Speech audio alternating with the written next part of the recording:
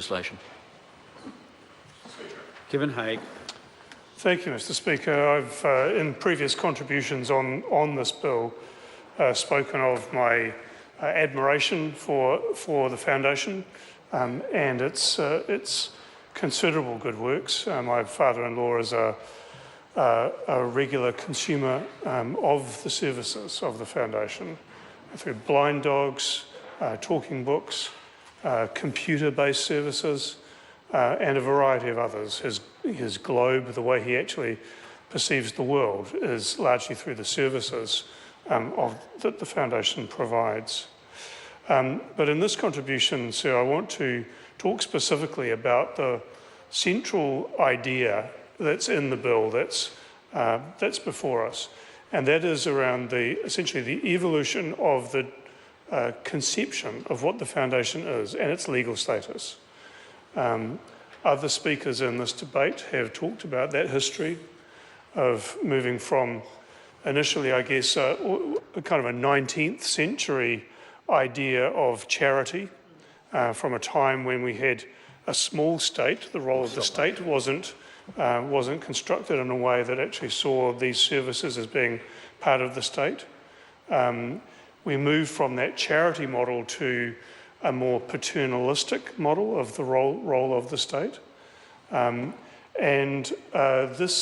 This change to the status of the Foundation that's in the bill before us is effectively sealing into law that next stage of the Foundation's evolution towards devolution, towards an empowerment model, sir. And others have spoken about the importance of that, but I want to speak about that, the importance of that from my own experience. As members will know, I used to be the executive director of the AIDS Foundation. And in the 1980s, when the HIV epidemic was first striking these shores, the government of the day, indeed the Parliament of the day, faced a very difficult choice about how to respond to that pressing and urgent problem.